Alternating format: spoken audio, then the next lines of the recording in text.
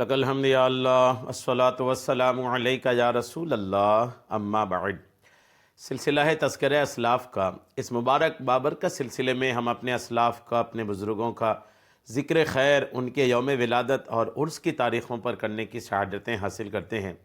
آج جس عظیم الشان شخصیت کا ہم ذکر خیر کرنے جا رہے ہیں وہ ہے شہنشاہ ہفت اقلیم، تاج الاولیاء حضرت سیدنا بابا تاج الدین رحمۃ اللہ تعالی علیہ۔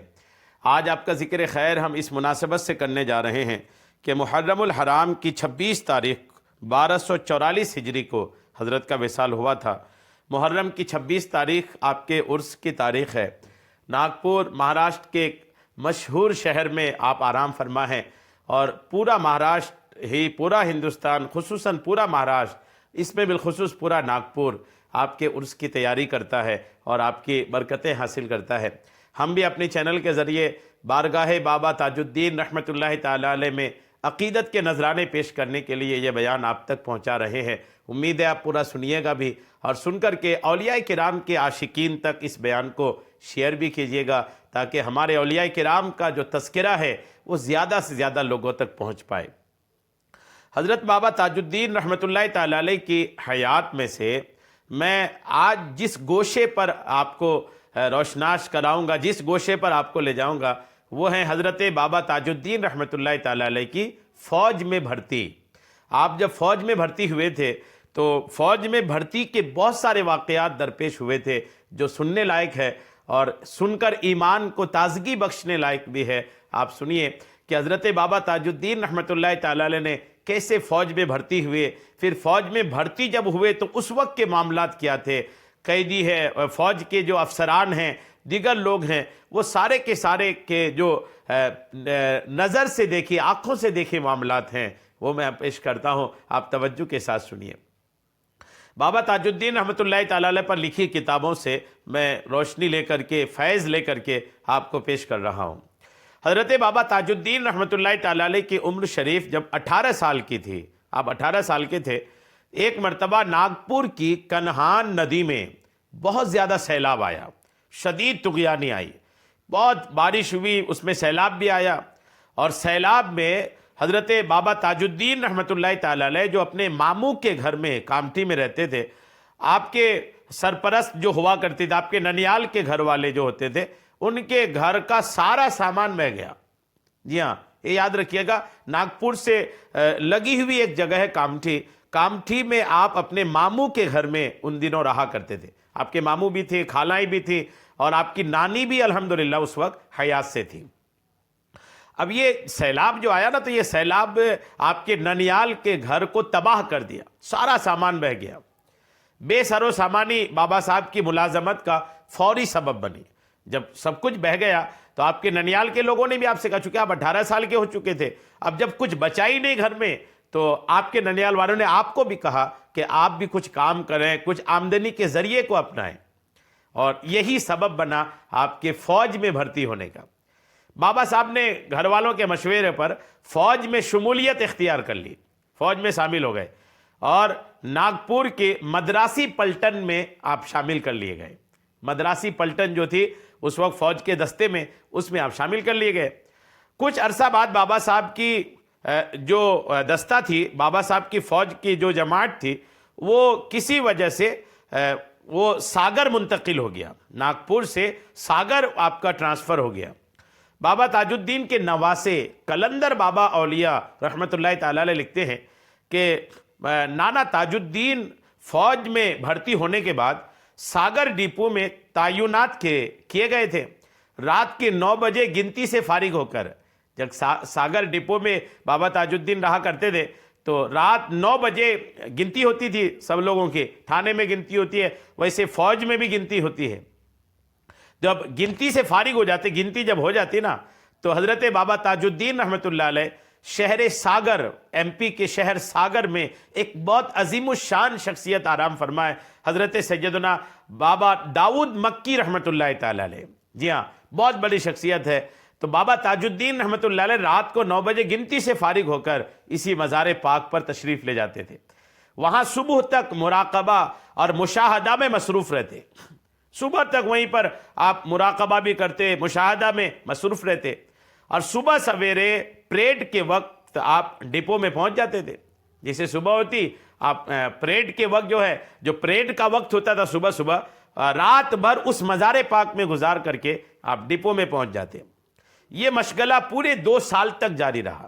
یہ جو کام ہے یہ 2 سال تک جاری رہا. 2 سال بعد بھی ہفتہ میں 1-2 بار ان کے یہاں حاضری ضرور دیا کرتے تھے. یعنی 2 سال تو آپ نے مسلسل مراقبہ کیا. رات بھر آپ نے حضرت داؤد مکی رحمۃ اللہ تعالی علیہ کے مزار پاک میں رہے. 2 سال گزرنے کے بعد پھر ہفتے میں 1-2 بار آپ پھر حضرت کی بارگاہ میں ضرور جایا کرتے تھے. جب تک ساگر میں رہے اس معمول میں فرق نہیں رہا. یہ آپ کا معمول رہا. جب تک ساگر میں رہے آپ الحمدللہ حضرت داؤد مکی رحمۃ اللہ علیہ کی بارگاہ میں حاضر ہوتے تھے. یہاں ایک بات میں رک کر عرض کر دوں کہ اولیاء کرام کی مزارات میں جانا اور اس سے برکتیں حاصل کرنا یہ عام لوگوں کا طریقہ نہیں، اولیاء کرام کا طریقہ ہے. کچھ لوگوں کو جو یہ بات ہضم نہیں ہوتی اولیاء کرام کی بارگاہوں میں جانا، ان لوگوں کو دھیان میں رکھنی چاہیے کہ اولیاء کرام کی بارگاہوں سے بڑی برکتیں حاصل ہوتی ہیں، ان کے مزارات سے بڑا فیض حاصل ہوتا ہے. جانا چاہیے، جب بھی وقت ملے اولیاء کرام کی بارگاہوں میں حاضری دینی چاہیے کہ آپ برسوں کوشش کر کے جو چیز حاصل نہیں کر سکتے اولیاء کرام کی نظر سے چند لمحوں میں وہ مقام آپ کو حاصل ہو سکتا ہے. کامٹی میں بابا تاج الدین کی نانی کو جب اس بات کی خبر ملی کہ نواسہ راتوں رات غائب رہتا ہے، رات بھر تو غائب رہتے تھے نا، آپ ڈپو میں نہیں رہتے تھے، رات بھر آپ داؤد مکی رحمۃ اللہ علیہ کے مزار میں رہتے تھے. آپ کی نانی جو کامٹی میں تھی ان کو خبر دی گئی کہ آپ کا نواسہ رات بھر غائب رہتا ہے. تو آپ کی نانی کو خیال آیا کہ شاید آپ بری صحبتوں کا شکار ہو کر بے راہ ہو گئے ہیں، آوارہ ہو گئے ہیں، صحبت بری آپ نے لے لیے ہوں گے. نانی کو کیا پتا کہ داؤد مکی کی بارگاہ میں جا رہے ہیں، ان کو کیا پتا کہ میرا جو نواسہ ہے یہ کہاں جا رہے ہیں، ان کو پتا نہیں تھا.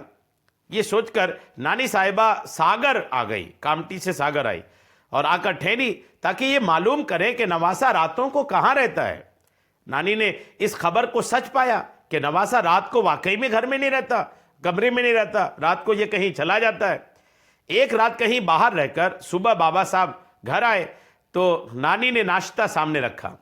بابا صاحب نے یہ کہہ کر ٹال دیا کہ بھوک نہیں ہے. اس جواب سے نانی مزید فکر مند ہوئی اور پکا ارادہ کر لیا کہ رات کو نواسے کا پیچھا کر کے دیکھیں گی کہ وہ کہاں جاتا ہے. رات کو جب بابا صاحب ویرانے کی طرف روانہ ہوئے، رات ہوئی، آپ کی نانی بھی سوئی محسوس ہوئی اور پورا ساگر سو رہا تھا. تب نانی بھی سو گئی، آپ کو لگا تو بابا تاج الدین رحمۃ اللہ علیہ اپنے گھر سے نکلے اور ویرانے کی طرف روانہ ہوئے. اور پھر آپ کی جو نانی تھی وہ بھی اٹھ گئی اور نظر بچا کر چپکے آپ کے پیچھے چلی. دیکھا کہ نواسہ کہیں اور نہیں جا رہا ہے، آوارہ دوستوں کی طرف نہیں، بلکہ آپ الحمدللہ ایک مزار پاک میں داخل ہوئے اور وہی جا کر کے خدا کی عبادت کر رہے ہیں. دیکھا نواسہ ایک مزار کے اندر داخل ہوا. تھوڑے انتظار کے بعد اندر جا کر دیکھا تو بابا تاج الدین کو دیکھا کہ ذکر و فکر میں مشغول ہے، اللہ کے ذکر میں، مراقبے میں، مجاہدے میں مشغول ہیں. نواسے کی عبادت و ریاضت میں حد درجہ استغراق دیکھ کر کے نانی صاحبہ کے دل سے بوجھ اتر گیا. جی ہاں، ان کا بوجھ اتر گیا کہ ان کو جو لگ رہا تھا کہ نانی کو جو لگ رہا تھا کہ نواسہ کہاں جا رہے ہیں، آپ کو یقین ہوا کہ یہ کہیں غلط جگہ نہیں بلکہ اللہ کے ایک ولی کی بارگاہ میں الحمدللہ حاضری دینے کی سعادتیں حاصل کر رہے ہیں. نانی نے دیکھی، بہت خوش ہوئی اور بہت دعائیں دی اور خاموشی سے وہاں سے واپس چلے آئے. بابا صبح کو نانی کے پاس آئے، رات بھر وہاں گزار کر کے جب صبح نانی کے پاس آئے تو ان کے ہاتھوں میں چھوٹے چھوٹے پتھر تھے. نانی صاحبہ نے ناشتہ پیش کیا تو بابا صاحب نے پتھر دکھاتے ہوئے فرمایا، نانی میں تو یہ لڈو اور پیڑے کھاتا ہوں. یعنی جو بظاہر پتھر دکھ رہے تھے اور بابا تاج الدین کے منہ میں جیسے ہی وہ جاتا تھا الحمدللہ وہ لڈو اور پیڑے بنتے نظر آتے تھے. یہ کہہ کر بابا صاحب نے پتھروں کو یوں کھانا شروع کیا جیسے کوئی مٹھائی کھاتا ہے. نواسے کی یہ کیفیت دیکھ کر نانی کو کچھ کہنے کی ہمت نہیں ہوئی کیونکہ وہ رات کی عبادت دیکھ چکی تھی. رفتہ رفتہ بابا تاج الدین کی طبیعت میں استغراق پیدا ہونے لگا. انہی دنوں میں ایک ایسا واقعہ ہوا جس نے بابا صاحب کی زندگی کے ایک بنیاد کی، ایک دوسرے دور کی بنیاد ڈالی. آپ کی زندگی کے اندر ایک دوسرے دور کی بنیاد ڈالی۔ بابا صاحب کی ڈیوٹی اسلحہ کے ذخیرے پر لگائی گئی تھی، جہاں ہتھیار رکھا تھا ہتھیار کے ذخیرے پر بابا صاحب کی ڈیوٹی تھی۔ ایک رات 2 بجے جب بابا صاحب اسلحے کے ذخیرے پر پہرا دے رہے تھے تو اس وقت کا جو کیپٹن تھا انگریز کا، اچانک وہ معائنہ کے لیے آ گیا، دیکھنے کے لیے آیا کہ پہراداری ہو بھی رہی کہ نہیں۔ بابا صاحب کو دیکھا کہ یہ بالکل اسٹک انداز میں، بالکل چست انداز میں پہرا دے رہے، تو بڑا وہ انگریز کا جو افسر تھا بڑا خوش ہوا کہ اتنی رات گئے بھی یہ بالکل چستی کے ساتھ پہراداری دے رہے ہیں۔ وہ افسر واپس ہوا، تھوڑی دور گیا تھا کہ ایک چھوٹی سی مسجد کے پاس سے وہ انگریز افسر کا گزر ہوا۔ مسجد کا صحن چاندنی رات میں صاف نظر آ رہا تھا۔ کیپٹن نے دیکھا کہ وہ جس سپاہی کو اندر اسلحہ کا پہرا دیتے ہوئے دیکھ آیا ہے، وہی سپاہی مسجد میں بڑی خشوع و خضوع کے ساتھ، بڑی دل لگی کے ساتھ اللہ کی عبادت کر رہے ہیں، نماز پڑھ رہے ہیں۔ سپاہی کو ڈیوٹی سے غفلت اس کو سمجھ میں آئی کہ یار جس کو میں وہاں دیکھ آیا وہ پھر آ گیا یہاں اسلحہ خانہ چھوڑ کر کے، یہاں آ کر عبادت کر رہا ہے۔ ان کو لگا کہ یہ سپاہی غفلت برت رہا ہے۔ یہ دیکھ کر افسر کو بڑا غصہ آیا، وہ واپس اسلحہ خانہ آیا۔ اس کے قدموں کی چاپ سن کر سپاہی پکارا ہالٹ، کیپٹن آگے بڑھا اور یہ دیکھ کر حیران رہ گیا کہ سپاہی بابا صاحب اپنی جگہ پر موجود ہیں۔ یہ دیکھا کہ یہ تو یہیں پر ہے، پھر وہاں نماز کون پڑھ رہا ہے؟ جس کو میں نے پہلے یہاں دیکھ کر کے گیا، اسی کو وہاں مسجد میں دیکھ رہا ہوں، پھر واپس آیا تو یہ اسلحہ خانے میں موجود ہے، پھر وہاں نماز کون پڑھ رہا ہے؟ ان کو بڑی حیرت ہوئی، وہ حیران رہ گیا کہ بابا صاحب اس طرح محویت کے عالم میں مصروف عبادت ہیں۔ دوبارہ وہ جو ہے مسجد کی طرف آیا، دوبارہ مسجد میں دیکھنے آیا کہ کنفرم کر لیں مسجد میں یہی ہے کہ کون اور ہے۔ جب واپس مسجد میں آیا تو دیکھ کر اس کی آنکھیں کھلی رہ گئی کہ اب سے پہلے جن کو مسجد میں دیکھا تھا وہی مسجد میں ہے، اور یہی شخص الحمدللہ وہ اسلحہ خانے میں پہراداری کرتے ہوئے بھی دکھ رہے ہیں۔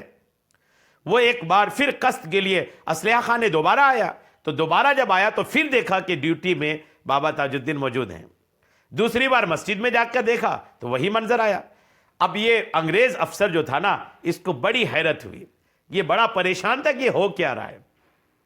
دوسرے روز اس نے اپنے بڑے افسر کے سامنے بابا صاحب کو طلب کر کے کہا، ہم نے تم کو رات میں 2 جگہ دیکھا ہے، ہم سمجھتے ہیں کہ تم خدا کا کوئی خاص بندہ ہو۔ یہ سننا تھا کہ بابا تاج الدین کو جلال آ گیا، سرکاری وردی اور دوسرا سارا سامان کیپٹن کے سامنے لا کر پٹک دیا اور اپنے مخصوص مدراسی انداز میں فرمایا، لو جی حضرت، اب 2 نوکریاں نہیں کرتے جی حضرت۔ یہ کہہ کر بابا صاحب جذب و جلال میں فوجی کیمپس سے باہر نکلے اور کامٹی میں رشتہ داروں کو یہ اطلاع دی گئی۔ اب وہ بابا تاج الدین جو کیمپس تھا فوج کا، وہاں سے باہر آ گئے، تو کیمپس والوں نے، فوج کے لوگوں نے ناگپور کامٹی میں جو آپ کے رشتہ دار تھے ان کو اطلاع دیے کہ بابا صاحب پر پاگل پن کا دورہ پڑ گیا ہے، اور انہوں نے ملازمت چھوڑ دی ہے۔ نانی بےتاب ہو کر کے ساگر آئی اور دیکھا کہ نواسے پر بے خودی طاری ہے۔ وہ بابا صاحب کو کامٹی لے گئیں اور دماغی مرض سمجھ کر، وہ سمجھ رہی تھی شروع میں کہ یہ دماغی بیمار ہیں، دماغی مرض سمجھ کر ان کا علاج شروع کیا۔ لیکن کوئی مرض ہوتا تو علاج کارگر ہوتا۔ 4 سال تک بابا تاج الدین پر جذب و استغراق کا شدید غلبہ رہا۔ 4 سال تک حضرت بابا تاج الدین رحمۃ اللہ علیہ پر ایک استغراق تھا، ایک جذب تھا، ایک محویت تھی جو آپ اپنی حیات میں تھے۔ یعنی اس کا مطلب یہ کہ آپ دنیا سے بالکل بے خبر تھے، کیا کھا رہے ہیں، کیا پہن رہے ہیں، کہاں جا رہے ہیں، اس کی کوئی خبر نہیں ہے۔ ایک استغراق کی کیفیت 4 سال تک حضرت بابا تاج الدین رحمۃ اللہ تعالی علیہ پر غالب رہا۔ لوگ جو تھے ان کو مخبوط الحواس سمجھ کر، پاگل سمجھ کر چھیڑتے تھے اور تنگ بھی کرتے تھے کچھ لوگ، لیکن کچھ ایسے بھی لوگ تھے اس علاقے میں جو مجذوبانہ کیفیات میں ہوش کے اشارے اور ولایت کا رنگ دیکھ کر کے بابا صاحب کا احترام بھی کرتے تھے۔ شروعات کی بات کر رہا ہوں، بعد میں تو پورا ناگپور، پورا مہاراشٹر دیوانہ ہو گیا تھا، لیکن شروع میں لوگوں نے پاگل سمجھتے تھے۔ انہی پاگل سمجھنے والوں میں کچھ ایسے لوگ بھی تھے جو الحمدللہ حضرت بابا تاج الدین رحمۃ اللہ تعالی علیہ کو سمجھ رہے تھے کہ یہ پاگل نہیں ہیں، بلکہ الحمدللہ یہ مجذوبیت کے عالم میں ہیں۔ لوگ یہ سمجھتے تھے الحمدللہ۔ تو حضرت بابا تاج الدین رحمۃ اللہ تعالی علیہ کی یہ عظمت و شان آپ نے سنا کہ حضرت بابا تاج الدین رحمۃ اللہ تعالی علیہ الحمدللہ فوج میں داخل تو ہوئے، لیکن فوج میں داخل ہونے کے بعد آپ ان دنوں بھی اللہ کی عبادت سے خود کو بے خبر نہیں کیا، ان دنوں بھی اللہ کی عبادت خوب کرتے رہے۔ یہ اللہ والوں کی پہچان ہے، جی ہاں، کہ اللہ والے جہاں پر بھی ہیں، جس حالت میں بھی ہیں، وہ اللہ کی عبادت ضرور کرتے ہیں، اللہ کی عبادت سے کبھی کوتاہی نہیں کرتے ہیں۔ جی ہاں، کبھی آپ کی حیات میں کوتاہی نہیں ہے، اللہ کی عبادت میں ہر وقت مصروف رہنا، یہی اولیاء کرام کا طریقہ ہے۔ بابا تاج الدین ناگپوری رحمۃ اللہ تعالی علیہ سے محبت کرنے والوں کو پیغام ہے کہ جب آپ جن سے محبت کرتے ہیں وہ عبادت میں کبھی غفلت نہیں کرتے تھے، تو آپ کو بھی چاہیے کہ آپ عبادت کی طرف توجہ دیں، نماز کی طرف توجہ دیں، بارگاہ تاج الدین میں عقیدت کے نذرانے پیش کریں۔ محرم الحرام کی 26 تاریخ حضرت بابا تاج الدین رحمۃ اللہ تعالی علیہ کے عرس کی تاریخ ہے۔ اللہ کریم کی بارگاہ میں دعا ہے مولا کریم حضرت بابا تاج الدین رحمۃ اللہ تعالی علیہ کی مزار پاک پر خوب خوب رحمتیں نازل فرمائے، آمین بجاہ النبی الامین صلی اللہ تعالی علیہ وسلم۔